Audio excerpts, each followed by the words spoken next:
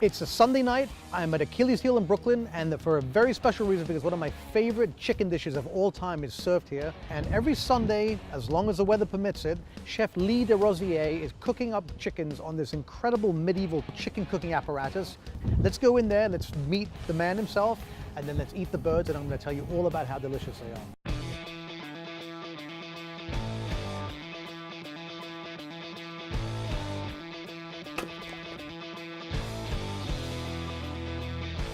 Tell me about the actual contraption, because this is obviously not something you can roll into a restaurant depot and buy, right?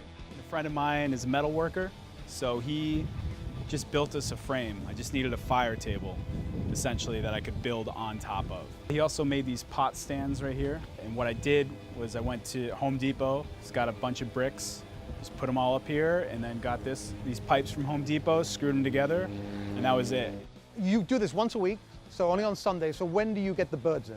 We get the birds in on Friday, and then we butcher them on Saturday. So I'd spatchcocked it and took the spine out.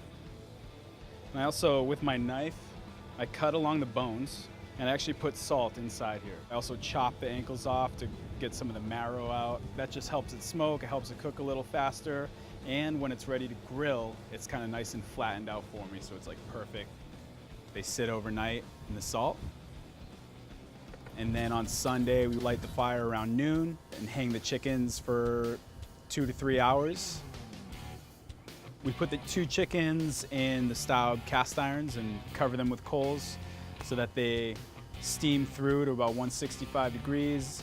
And we let those steam in their own juices and fat. It takes about 45 minutes.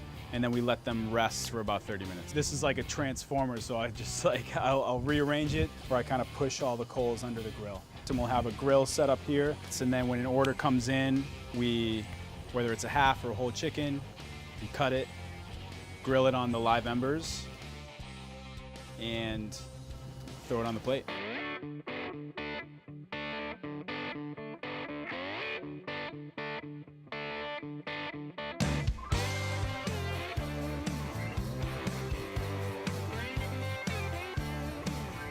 And there it is. Thank you so much. Cheers, all right, so here it is.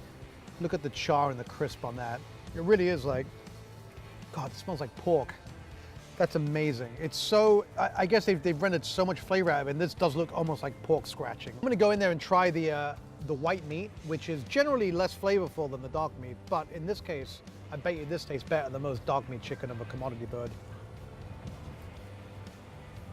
I was so right. Oh my God.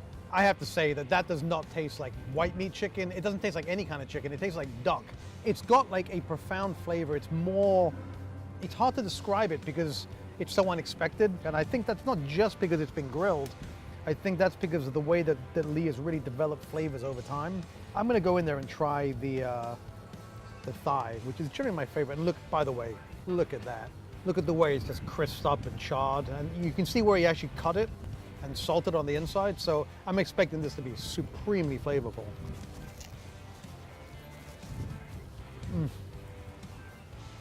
Wow. Pleasingly salty. It's almost like this thigh has like everything great about chicken, whether it's a fried chicken or a roasted chicken. This has those elements. It's got that real crunch from the outside. Now, this hasn't been battered or fried or anything, but it's shatteringly crisp because of the way that it's grilled. You can see that it really does have, it just flakes apart. It's so tender. It's like the whole flavor of that entire bird just sort of concentrated into this one thigh. To me, this is like the greatest version of outdoor chicken that I've ever had. If you just sat down and ate this chicken, you would love it. It would be delicious. But if you get to actually see how it's made on this amazing contraption with all the flame and the embers glowing majestically, I think it will heighten your awareness and also your enthusiasm for this dish. I generally prefer to eat 4-legged animals over 2-legged animals, but in this case, this chicken hits all of the right notes for me. It really does kind of defy expectations. With that said, I can't encourage you enough to get down to Achilles Heel on a Sunday and try out the hell chicken.